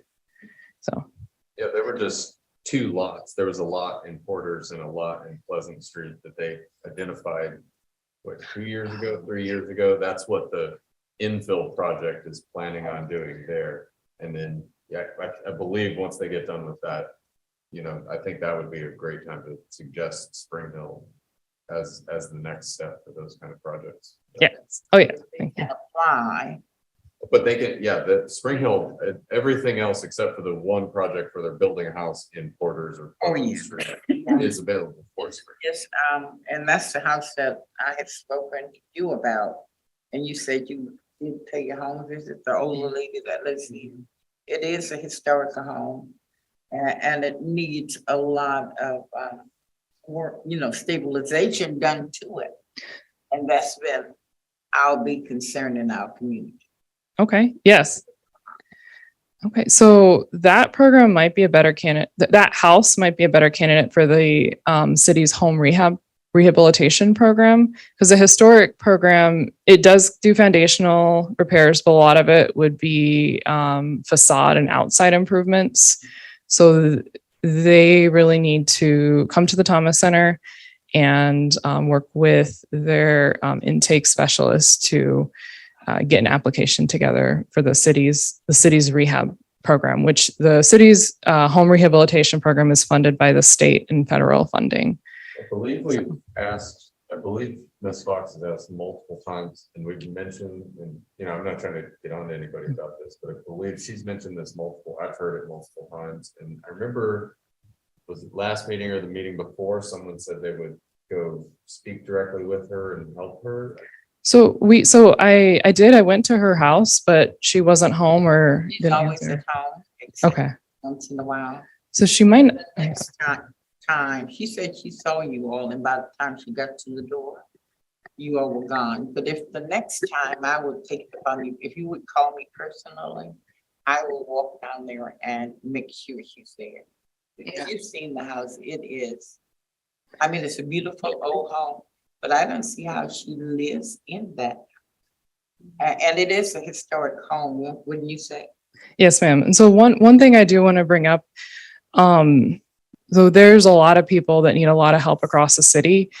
And we can run into some tricky territory when we have advisory board members specifically asking staff to help specific people, but not other people. So I do want to be cognizant of like I have 4 different. people. And Mr. Harris probably knows about it, and our city manager. But there are about 4 that I have contacted the city manager about. Okay. And she has personally went out and looked at them. So I don't want you to think that I'm impartial to this lady, because I don't know her any better than I know you. Okay. It seems to live. I think one of the big points that Ms. Fox is bringing up though is that there may be some citizens that we have that probably have trouble getting to the Thomas Center, and you know, trying to figure out, you know, trying to help make sure that those folks especially are involved with these programs is probably as important, if not more important than Yeah. the other things. I think that's. And they are not this lady's not computer savvy. So you can't recommend go online and do this or the other. So that's why I've taken the extra effort to do whatever I can to help her. And I've never filled out one of the applications, but I sure will try. If you could meet with her and do whatever is necessary. And the others as well that I spoke to. Well, the city manager I've gone to about helping with things. Okay, let's talk after the meeting. I need to get your phone number and we can figure out a time to go over to her house together and speak with her. So thank you. I think if you guys worked around Chelsea enough, because I've only been around her since the end of March, when Sarah left. One of the things I found out with her is it's really remarkable. One of all the GCRE staff, she actually goes out to all these meetings. She goes to people's homes. So if you have somebody you need her to go to, just her staff was. You know, when I heard you did make the first visit as soon as we talked about it a couple of years ago. You did go out.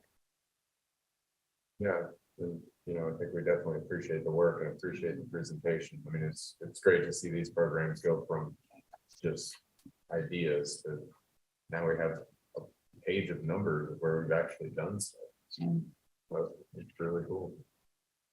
Member Brown? I hope that by recommending or making a suggestion about one of our, our constituents here in the city, someone such as the woman that Ms. Fox mentioned, does not prevent us from bringing that to someone because we're on the board. If the funds are there, no one else is in the pipeline, and they just, they're put in order. Not as if they're gonna jump ahead of anyone. I think we should. Yeah, I believe so. Oh, yes, Yeah. I Definitely. speak that I Yes. think our team and our board are always looking out for community members, and I think that's what makes this experience so enjoyable. So, I think anytime you see something, you're our biggest advocates, and you're also going to be those that are going to take a look at everything that we bring forward and help critique and make it better. So please, if there's ever anything at all that you see or there's opportunities, I think the greatest piece in this particular situation is that now that Chelsea and Corey are working with the GCRA and really taking a hold of these housing programs, I think thinking through the next 6 years, any programs, pilot programs, maybe some of this can be supplementary citywide.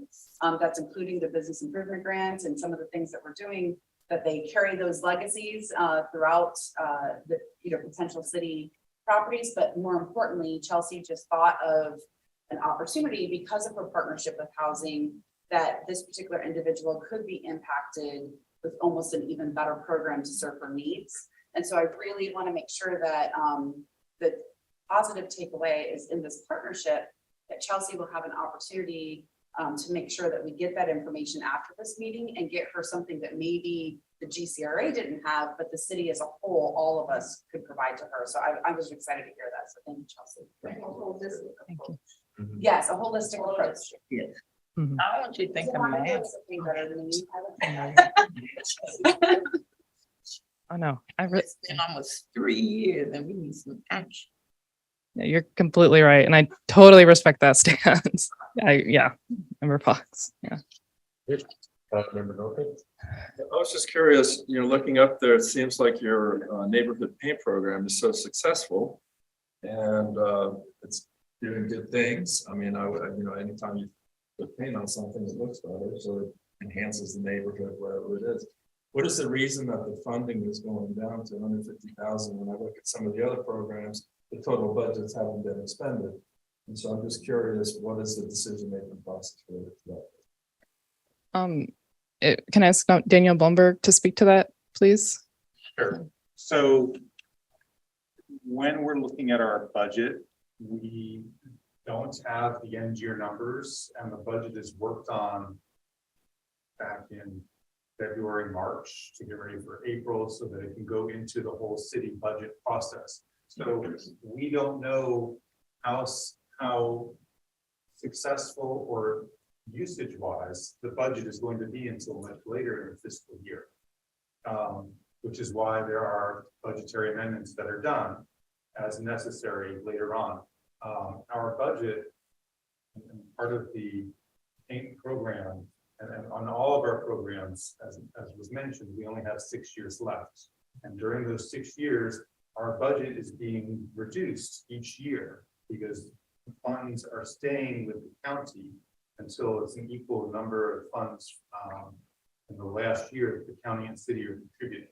So over the course of that time frame, our total budget drops, and so we have to reduce some of the funding going to the program to make up for that difference of the drop in the parks.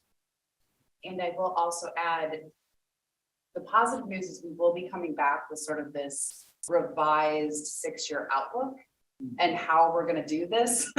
I think one of these opportunities is this partnership with housing, because as we said, this was a pilot program. We started it. We're really getting in there and seeing how we can improve upon it. I believe here between, I'm just going to give a range, November and February, housing will be coming back with potential improvements on these programs. That could be funding enhancements. And there are touch points throughout the year that we can say, hey, this is doing really well. You know, we could bring funding to it. But as Daniel mentioned, a lot of our focus is going to be on getting these transformational projects done.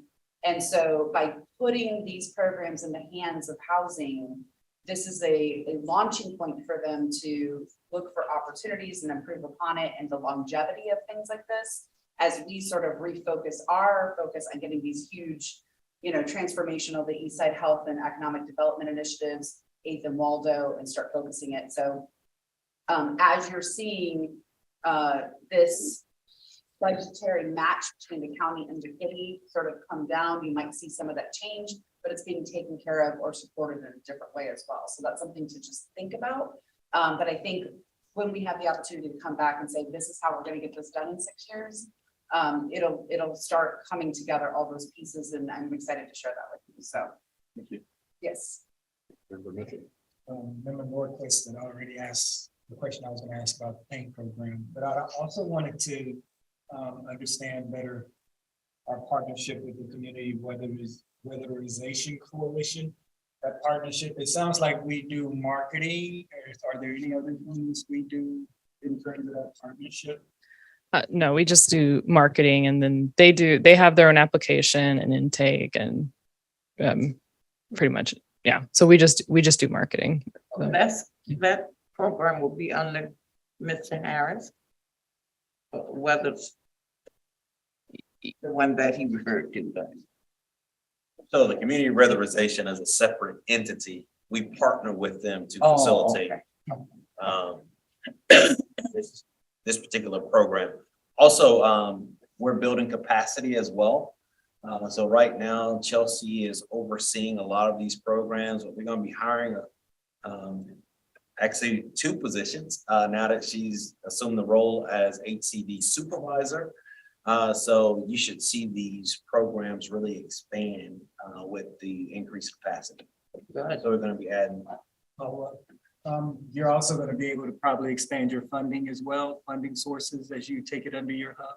So as we look to leverage, as Chelsea mentioned, leverage the interlocal agreement funding that comes to the GCRA with, you know, CDBG, home, SHIP, as well as Connect Free funding. Yes. Awesome. Thanks. Now, whether those funding mechanisms will be used in the exact same form as this, we'll still need to have that conversation. Thank you. Can I ask just for clarity? So the kind of oversight of these programs, just sort of the reporting and maybe idea generation of these programs still lives within the GCRA, and the execution portion of it, implementing, making sure that it all happens under housing. Correct. Is that correct? Yeah, because I've been in the decision-making process as part of this, I can probably best explain that. So the manager's vision was, we had housing programs in GCR. We had housing programs in HCD. We have some housing programs also in sustainable development. And it was confusing to our citizens as to where to go. What programs am I eligible for? Where do I go? Oh, I went to CRA, but I don't live in a CRA district, so I got sent to HCD. So our first step was we told Corey. And then that was the first move. We let Corey look at all the housing programs, and then we pulled them all into one shop underneath Corey. But Chelsea is, well, not right now because of her new temporary assignment, but Chelsea's still a GCRA board. And if she goes back to her, depending on what happens to her in the future, if she resumes her position she's in at some point, she stays a GCRA employee because of the regulations and ordinances we have to establish the GCRA. Corey and Chelsea and the other GCRA employee that they will have in housing will have to do their annual reporting to the commission and to GCRA, which will then come to the board and twice. Okay. But it's all part of trying to streamline the process so people don't get bounced around. But I mean, us meeting, us, You will still yeah, see- presentations getting seen twice is so much better than citizens having no idea where to go. Well, I think the city manager was very big on, he looked at it, it was confusing to her. As you all now know by now, I came over from Public Works, it was confusing to me. And so we started looking at that, and that's when Corey was originally the housing strategist when we hired him. And, the manager has looked at the whole program, how do we make it better? But the GCRA reporting will still responsibility will still rely with GCRA staff and GCRA board. So you guys will still get your updates, you'll still know what is funded in there. The blending is going to be that when Chelsea comes and talks to you, she can also tell you that, well, okay, it's like that one business we looked at that was just out of the district. She has the ability to look at those places and go, well, but you're eligible for this program. No, Thanks for everything. yeah, it sounds like it. Does sound like it to me. I think that's, for me, it's great to hear. I would just like to say congratulations, Chelsea. Thank you. Thank you. It's interim, but thank you. Thank you. You were working on a very good young man. Yeah. Have so much respect for him, and what you tell him with neighborhood housing over there. Oh, Well, barring any further questions, move on to public comment. Any members of the public here? no. Online? No. All right, our next board member meeting is October the 18th. I guess we'll move, skipped over board member comment. I guess one thing I'd like to say, this is looking like, I'll try and stay on until my position fills, but I have very much appreciated working with you guys on this board and, for city staff, I can't, for me, seeing where we were at Drab and then boom, boom, boom, where we are now and the kinds of things that are on this screen and the kinds of things that come to this board, it is just an unbelievable transformation. Today was a huge, it was just huge, like this is stuff we actually did when on the Drab board, it was, can we have $500 to throw a party? And that was about all we did. So it's been, really, really great to see all the work that you've done this fall. So thank you. Thank you, thank you. Any other member comment? Just like to say, Palmer, it's been a pleasure working with you. I hope it takes forever for somebody else to come and fill your position. Because I think you definitely added great value to the sense of consensus building and teamwork, and it seems to help us focus. So great job. Thank you. I would agree with that. Mike, I think you've done an outstanding job, and all the interactions that I've had with you are very professional, very thoughtful, and you've just done a great job. So appreciate your service. Thank you. We hope that you come back and continue. There's plenty of member comment and also comments from those who participate. You're more than welcome to come and hang. We will have you here. Yeah, hold on. Whatever capacity, we would love to have you. Well, thank you very much. It's great working with everybody else. Thank you. Well, yeah, so I guess short of that, any comments or any objection, we'll go ahead and adjourn this meeting. All right, I love you. All right. Adjourn. Thank you.